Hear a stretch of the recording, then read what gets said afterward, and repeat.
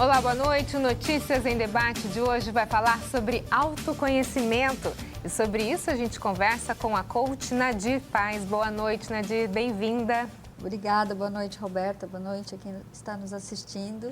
Bom, para a gente começar o nosso bate-papo sobre autoconhecimento, a gente precisa primeiro saber exatamente o que faz um coach. Ok, o que faz um coach? O coach ele é um facilitador da pessoa que vem buscar ajuda por uma demanda, uma necessidade de mudança.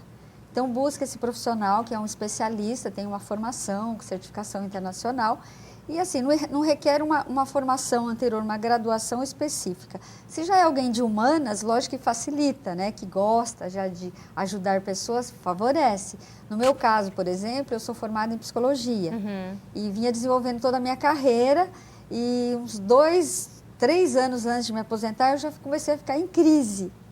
Então, o coach me fez, assim, mudar, quer dizer, dar um up, uma mudança de carreira e transformar. E hoje, então, assim, hoje eu atuo especificamente com coach. Antes eu atuava como psicóloga nas organizações, no departamento de recursos humanos, com gestão de pessoas. Quer dizer, então você mesmo fez um coach para se redescobrir e se reorganizar. Eu diria que eu fiz um coach de carreira, foi um redirecionamento. O coaching serviu para me ajudar nesse momento difícil da minha vida, que era assim, o que eu vou fazer agora, depois que eu me aposentar? E ele deu um norte. Então, hoje, eu diria que o coach transformou a minha vida. Agora, a gente vê esse tipo de questionamento, né, na sociedade de uma forma em geral, desde os jovens que se questionam muito, às vezes entram em crise em relação à carreira que vão seguir, ou começam uma faculdade, vê que não era aquilo que eles queriam, retorna para outra, enfim. E até nessa questão, de repente, alguém que está se aposentando já mais no final da carreira, né? Ele pode ser adequado em qualquer faixa etária. Todo tipo de ajuda em qualquer faixa etária. Hoje a gente tem profissionais coaches ajudando jovens, até pré-adolescente, a partir de 10, 11 anos. Porque essa prática, nos Estados Unidos, os jovens, antes de ir para o ensino médio, já tem um coach, até para direcionar as aptidões do que ele vai fazer futuramente na universidade. Que é o que a gente vai precisar agora com essa mudança do ensino médio, né? Sim, os nossos pré-adolescentes vão ter que escolher entre os 5 itinerários com 12, 13 anos. O coach ajudaria muito aí nesse sentido. Eu acho que até antes de a gente começar a falar mais sobre coach, seria interessante que descrever o que é coaching, seria interessante? Claro. Então, o que é coaching? Coaching é uma metodologia de autoconhecimento, ou um processo de autoconhecimento e desenvolvimento, onde a pessoa pode desenvolver competências comportamentais, emocionais, sempre visando uma meta, um destino a chegar. E o coaching vai facilitar, vai assessorar, vai ajudá-lo nesse processo. O autoconhecimento é tremendamente importante porque a pessoa vai se conectar com seus recursos, seus talentos, muitos que ela já sabe, outros que ela nem sabe que tem. E o coach vai ajudar, então, a potencializar esses que ela já tem, ajudar a desenvolver um processo de desenvolvimento de outras competências que a pessoa ainda não tem, eliminar maus hábitos, sempre deixando ela potencializada para ela ir o mais rapidamente em direção à meta que foi traçada dentro desse processo. Quer dizer, na verdade, no início da nossa conversa, você falou que não teria uma especialidade exata para ser coach, mas ela está muito ligada a essa questão da psicologia, né? Dificilmente, por exemplo, um engenheiro se tornaria um coach. Tem que saber ouvir, tem que saber achar esse ponto da pessoa, né? Como é que você vai desenvolver a pessoa se você não tem essa aptidão? Mas pode, você sabe que tem engenheiros se dando muito bem com coach. O que acontece? Então, assim, a sua formação anterior, ela pode ser na psicologia ou na pedagogia, sempre ajuda, mas tem muitos engenheiros, médicos, educadores físicos que também estão fazendo um bom trabalho dentro do coach. Ele vai desenvolver as competências que ele ainda não tem. O que ele tem? Ele tem que gostar de gente, ele tem que querer ajudar, ele tem que ter essa aptidão por ajudar pessoas, porque a formação, ela vai direcionar para esse conhecimento, porque dentro do coach a gente aprende, dentro do coach, dentro do processo, a gente tem ferramentas e conhecimentos da psicologia positiva, da psicologia cognitiva, da neurociência, da programação neurolinguística, da administração de empresas, da filosofia e até da física quântica. Então é um processo, por que ele fica tão eficaz? porque tem conhecimento, ferramentas de diversas áreas. De diversas áreas. Então, o coach, ou quem se dispõe a ser coach, tem que ser um estudioso, ele tem que gostar realmente de estudar bastante. E a própria formação vai direcionando os conhecimentos que são dados dentro da formação de coach, mesmo quem não é psicólogo, vai desenvolver conhecimentos, ferramentas para fazer análises comportamentais, de entender toda a dinâmica do funcionamento e da psique do humano. Então ajuda, mas a pessoa, lógico, ela já tem que ser uma estudiosa, independente da primeira formação, ela tem que gostar de gente e gostar de estudar conhecimentos diversos dentro do desenvolvimento humano. Agora, nos últimos 5 anos, mais ou menos, foi um boom aqui, né? Não existia, a gente não via falar muito sobre essa questão do coach. Hoje virou uma febre, né? É verdade. O coaching, já nos Estados Unidos, na Europa, já existe há mais de 30 anos. Uhum. No Brasil, as primeiras escolas que chegaram, acho que mais ou menos uns 15 anos. Mas realmente foram nos últimos 5 que houve essa crescente, esse boom, de tanto para pessoas buscando a formação, quanto pessoas buscando o processo, um profissional para ajudá-las dentro de um processo. Realmente houve um crescimento muito grande nos últimos 5 anos. Agora, Nadir, uma pessoa que se submete a esse processo, quanto tempo leva? Tá. Existe como determinar isso? Essa é uma das diferenças entre, por exemplo, a psicoterapia e o processo de coach. Dentro da psicoterapia, da tradicional, o processo ele começa e você assim não tem assim um prazo para ele terminar, normalmente, pelo menos na terapia convencional. O coach ele tem um começo, um meio e um fim. Quando a gente começa o processo, você já de antemão, o coach já sabe que vai durar, a gente vai falar toda essa orientação para ele. O processo dura, são 10 encontros, de em média 1h30 cada encontro, período, periodicidade semanal, então toda semana há um encontro de 1h20, 1h30, e dentro desse processo, e a meta é traçada para esses 2 meses e meio, 3, que vai durar o processo. Então, dentro desse caminho, que a gente chama que é o processo, que é a jornada, ele vai se autoconhecer, se transformar e chegar à meta desejada. E aí, como é que a pessoa sabe que ela precisa de um processo de coaching? Normalmente, quando ela chega com um incômodo ou com algo que ela quer mudar. Ou é uma dor mesmo grande, que está doendo muito, ela quer se transformar, ou vem para uma eminência. O coach tem vários nichos. Então, tem o nicho pessoal, que a gente chama de life coach, e o business. Então, dentro do life é por questões de relacionamento, qualidade de vida, estresse, coisas mais ligadas à vida, relacionamento, comunicação, umas coisas ligadas à vida pessoal. Dentro do business é carreira, desenvolvimento de performance profissional, liderança, enfim, tudo. Esses são os 2 grandes nichos da atuação do coach. Então, vamos pegar uma questão de relacionamento. A pessoa vem buscar porque ela está numa insatisfação num relacionamento, tá? Ou até na iminência de perder aquele relacionamento. Então, ela vem com uma necessidade. Ela não sabe, ainda quando ela chega, qual é a meta que vai ser traçada. Normalmente é o contrário daquilo que está incomodando. Então, a gente, primeiro, o coach e o coachee, a gente entende, tem todo um entendimento que dura, às vezes, uma sessão ou 2, para você entender, ficar muito claro a demanda, a situação atual. A ser resolvido. Isso, a questão a ser resolvida. Depois de ficar alinhado esse estado atual, que é a questão a ser resolvida, o que nós vamos traçar junto? Porque é tudo co-criado, coach e coachee. Aí nós vamos traçar juntos a meta, onde ele quer chegar. Quer sair desse incômodo ou dessa situação que requer mudança e ir para onde? Essa meta é o acordo do processo, é o que tem que acontecer nesse período. Ok, então no próximo bloco a gente continua a falar sobre o coach. Não sai daí, nós voltamos em instantes. Até já. Notícias em Debate está de volta e o nosso assunto de hoje é autoconhecimento. E sobre isso a gente está conversando com a coach Nadir Paz.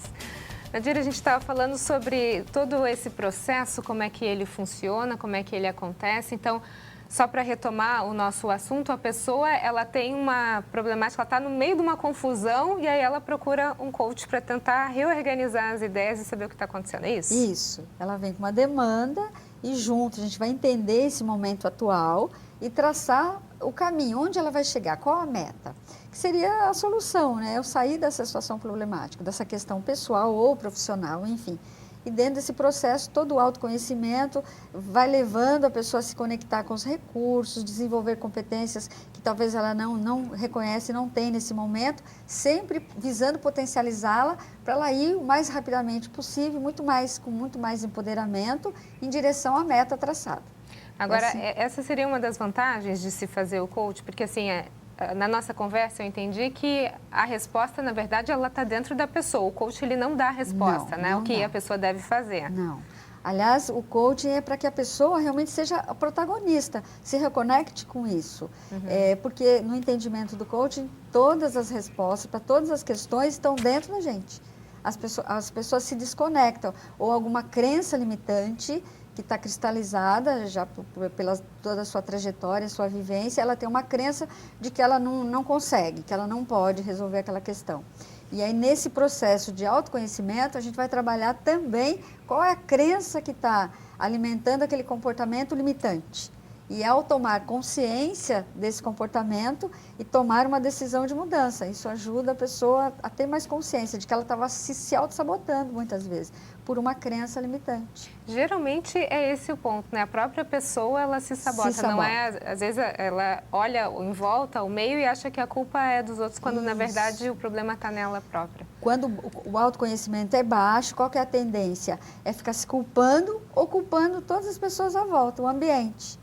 Se é em casa, é o pai ou a mãe, pode ser os culpados, depois a pessoa mais próxima, o namorado, o marido, ou o responsável no trabalho. Quer dizer, o baixo autoconhecimento faz com que a pessoa não enxergue dentro dela, ela olha fora. Então, tem culpados, culpa-se ou procura culpados. O autoconhecimento faz ela olhar para dentro. Toda mudança começa dentro da gente. A partir do momento que se muda dentro, a tendência é que se mude fora. Agora, você falou na questão da pessoa traçar algumas metas.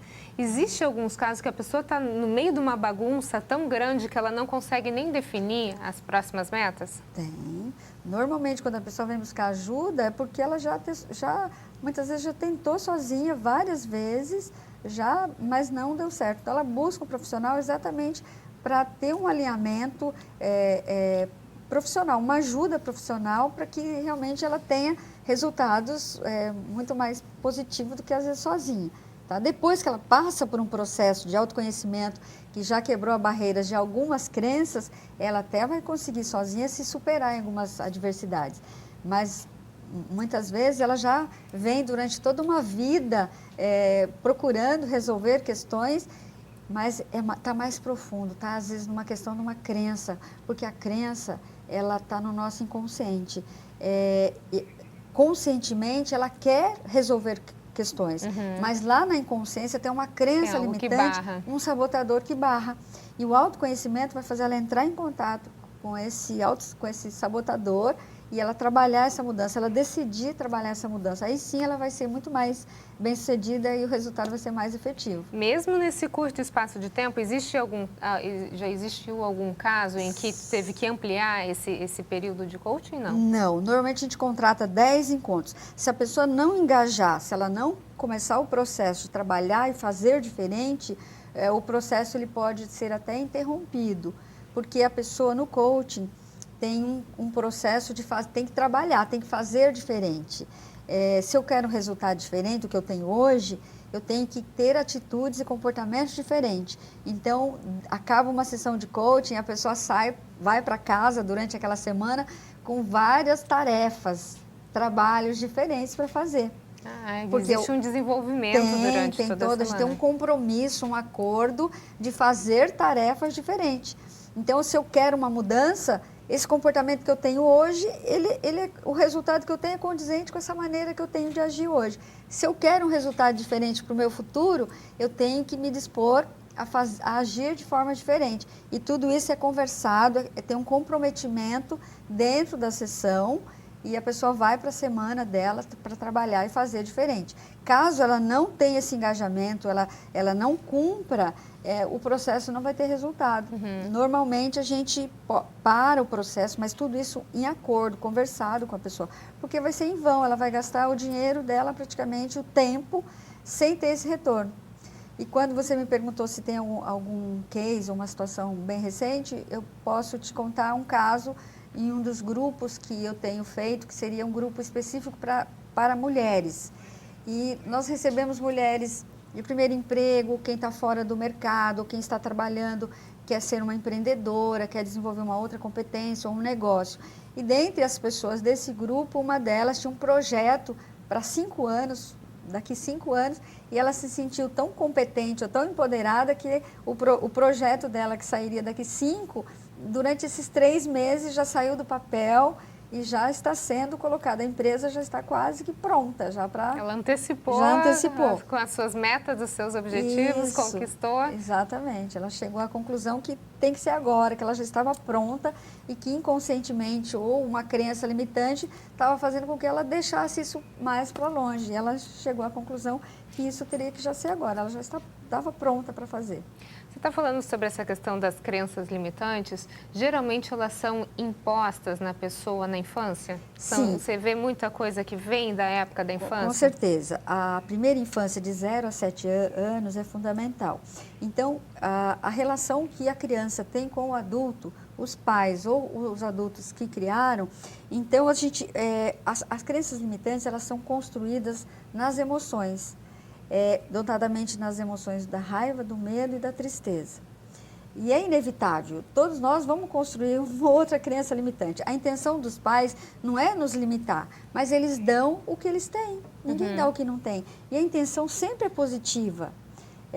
Independente disso, sempre a gente vai ter uma crença ou outra limitante. Tá? Aí o adulto, o que a gente vai fazer agora como adulto? Transcender a isso.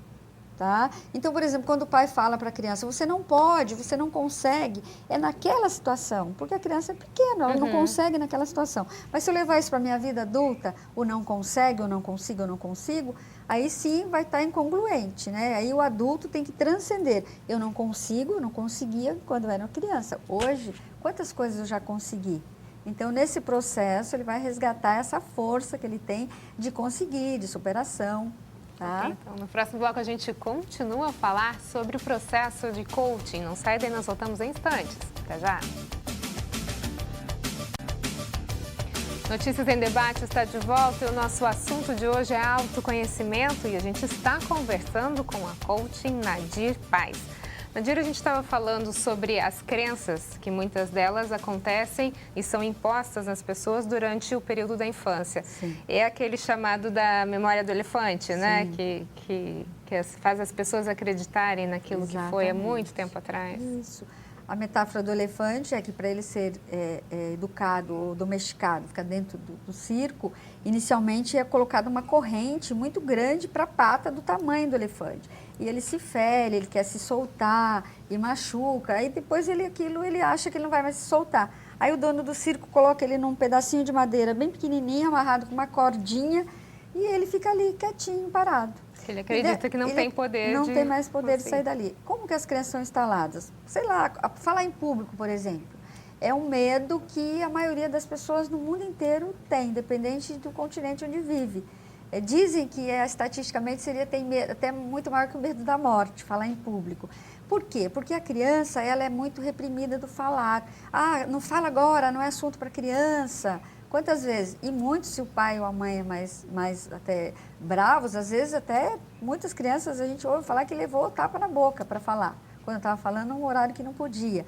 Então isso vai cristalizar uma crença que você não pode falar, que você não pode se posicionar. Tá?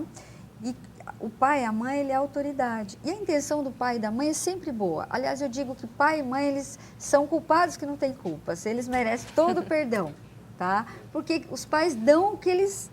Tem de melhor, exatamente. Às vezes erra por excesso, por zelo, é para cuidar. Né? Se você perguntar qual é a intenção que você fez, a intenção é sempre positiva, foi para educar. Então, depois adultos, a gente vai ter a capacidade de transcender. Então, olhando para tudo isso, a gente vai procurar transcender.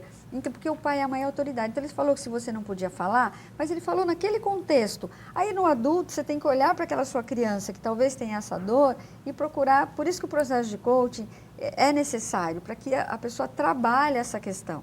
A gente trabalha com as duas inteligências dentro do processo de coaching. Trabalha com a inteligência cognitiva e com a inteligência emocional, para que realmente a pessoa reinterprete ou ressignifique aquela situação emocional que ficou, que ainda pode doer até hoje. É o fato dela olhar para essa situação de novo, mas agora com Uma olhar outra de leitura, adulto, né? isso, com olhar de adulto, e ela pode ressignificar, dar um novo significado, olhar com uma outra ótica aquela situação, aí sim ela vai se conectar com o potencial que ela tem hoje de superar, de resolver as questões da vida dela e alinhar e implantar uma nova crença. Eu posso falar, eu não podia talvez naquela época, mas hoje eu posso. Hoje eu tenho condições. Quantas situações que a pessoa fez muito bem e falou e foi lá e deu conta de apresentar os trabalhos, enfim. Mas pode ficar realmente essa limitação. Por isso é importante o recado até para os nossos telespectadores, os que são pais, são mães, e aí já que a gente está falando nessa questão familiar, uma das suas especialidades é em relação ao coach para mulheres, é isso? Isso, um dos grupos que a gente vem fazendo é trabalhar com as mulheres, resgatar a autoestima, a autoimagem, realmente posicioná-la onde é o lugar devido realmente da mulher. Por ela ser dona de casa, dupla jornada, trabalho com filhos, e realmente sobrecarrega. Realmente, por vezes, a mulher pode entrar em crise, de não estar dando conta, cuidar dos filhos, trabalho, enfim, e ficar se sentindo, às vezes, limitada, enfim. E o processo de mulheres, de empoderamento feminino, realmente é para resgatar todo esse potencial, toda essa capacidade, essa imagem, todo esse empoderamento que a mulher tem. Tá? Que eu acho que é o grande problema que a gente vive hoje na sociedade, né? Quando a mulher está com um filho pequeno e está no mercado de trabalho, ela fica na luta entre mãe e profissão, a parte profissional, o que é muito complicado. Agora, se ela parte para outro extremo e fica só dentro de casa, quando os filhos crescem, sai também, entra em outra crise porque não tem mais o que fazer, de quem cuidar. Isso o coaching trabalha bem? Trabalha. É um autoconhecimento para dar um direcionamento, porque ela vai mudar para ficar numa posição onde ela fica muito mais feliz. Ou ela vai, normalmente, quando ela procura o coaching, ou ela ficou muito tempo só cuidando dos filhos e teve que abandonar a profissão, ou enfim, ou então ela está realmente nesse outro extremo, dedicada só ao trabalho, não está dando conta também de cuidar e administrar outras áreas da vida, também ela pode ter uma crise, pode ter uma dificuldade. E dentro do coaching que a gente vai resgatar essa imagem, esse posicionamento dela, para ela ficar em equilíbrio com ela. E como que ela pode fazer a gestão do tempo dela com todas as áreas que envolvem a vida, para ela ficar muito mais feliz, mais plena, dela poder administrar todas as áreas. E é possível, porque o que envolve aí na questão? Muitas crenças limitantes também. Na verdade, tudo que a gente está tratando aqui acaba esbarrando na questão das crenças. Isso. Né? A crença, ela sobrepõe todo e qualquer conhecimento. Ela é maior do que conhecimento. Você pode ter um conhecimento grande, estudo, cursos, enfim. Mas se você tem uma crença limitante, aquele teu conhecimento é meio que nem quase que se conta. Porque o comportamento, ele é norteado pelas crenças. Se eu tenho uma crença, e como que eu, às vezes fica subjetivo falar, mas como que eu sei que eu tenho uma crença limitante? Observa os comportamentos. Se os comportamentos são positivos, empoderados, que geram resultado, as crenças são positivas. Se eu tenho um comportamento limitante, que me gera sofrimento, dificuldades, a crença que alimenta aquele comportamento é limitante. E o que pode barrar essa crença limitante? Uma experiência nova? Como é que a gente acaba com essa crença? Primeiramente, tomar consciência dessa crença limitante e reimprintar, ressignificar, colocar uma crença positiva. A nossa mente, ela tem um poder muito grande de você mandar um comando positivo e ela ser reprogramada. Tá? Então, isso dá para a gente entender que todas as dificuldades podem ser reprogramadas e ressignificadas. Uma das maiores motivadores do ser humano é o aprender, o se superar. Então, todo ser humano tem capacidade de superação. A gente tem crenças que, desde o início, eu procuro que a pessoa assuma como crença poderosas. Que nós somos únicos, duais, geniais e divinos ou universais. Se eu sou genial, se eu não tenho nenhuma questão, um problema físico, neurológico ou mental, eu sou genial. Todo ser humano é genial, em algumas questões, é um gênio. Então, se eu tenho essas capacidades, eu posso superar, eu posso aprender. Então, é trabalhar a crença, porque a nível intelectual está tudo resolvido, a questão é no emocional. Aí é trabalhar, reimplantar uma crença positiva. Tá, ok. Então, Nadir, muito obrigada pelas suas informações. Obrigada, eu que agradeço você e o público que está nos assistindo. O Notícias em Debate fica por aqui. Uma ótima noite para você. Bom final de semana. A gente se vê na segunda-feira. Até mais.